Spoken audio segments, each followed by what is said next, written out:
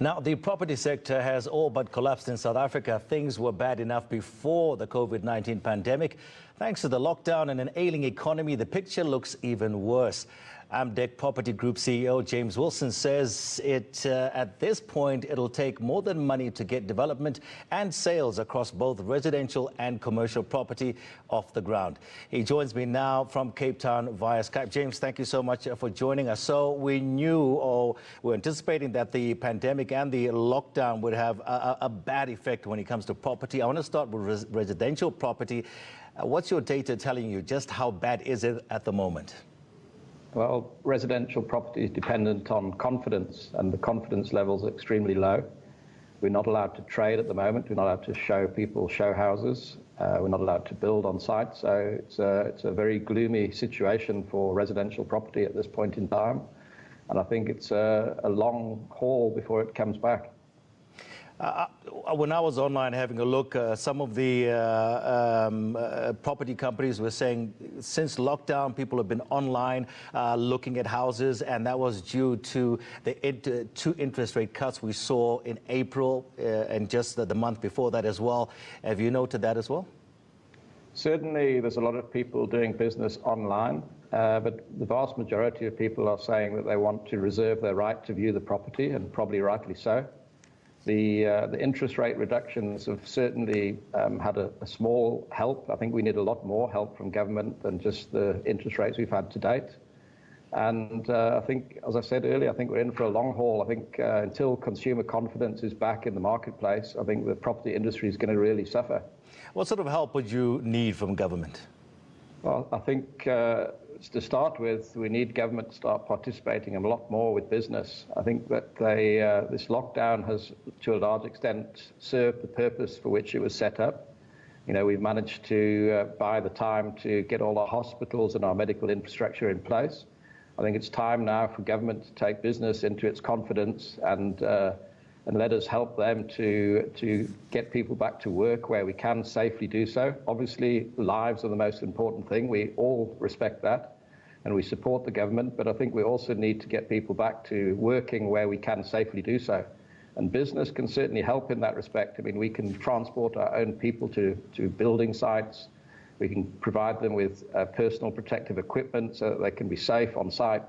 We can help to educate our own staff about the problems with this virus. There's a lot of disinformation that is prevailing in South Africa, and business can really help to improve that communication to our people.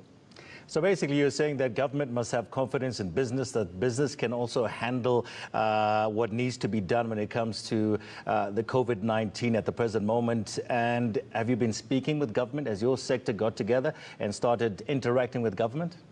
We certainly have, and our sector is very well represented in that respect. There's a number of sector bodies that represent all of us as developers and landlords, and we're very proactive in working with government. But to date, we're not seeing a lot of positive response from government. And I repeat that as responsible business people and citizens of South Africa, we're totally supportive of the preservation of life. But we also need to allow people to get back to work so they can earn a living and put food on the table for their families. So if things continue as they are, what do you foresee post-COVID-19 or post the lockdown itself? How bad do you think it'll be? Well, I think, you know, we've got two crises going on. We've got a medical crisis that's caused by this pandemic, which we're all patently aware of. But it's going to be followed by a very aggressive and severe depression and a financial crisis. And I think we all need to start looking at the longer term picture. This is not a 21-day or a 35-day lockdown as we thought it was. This is a 12-month crisis, a medical crisis followed aggressively by a financial crisis. And we need to all accept that, and we need to start working in partnership to see how we can deal with it. Okay, so has your industry been looking at the situation and saying things are not going to be the same? Are you looking to come up with innovative ways maybe to change the way you operate post the lockdown itself, maybe focus online? Any innovations coming out of your sector? Yeah, look, our sector is a very innovative sector. It always has been, and we've, you know, even prior to the pandemic, we were moving very swiftly to smart building technology. A lot of our buildings have already have processes in place which are very proactive with respect to dealing with the sort of pandemic and the sort of very contagious virus that we have at the moment. For example, most of our buildings are being converted to hand scanners rather than fingerprint technology so that people don't have to touch anything when they enter a building. We've got things like motor car vehicle registration recognition software so that cars can drive in and out of basements without anybody having to touch anything. We've got facial recognition software. We're starting to look at things like self-cleaning lifts, which sounds a bit ludicrous, but if anybody's traveled overseas, I'm sure they've seen a lot of these public toilets on street corners which are self-cleaning after they're used by any particular individual. So it's not that far-fetched to start looking at technology which might clean lifts after use.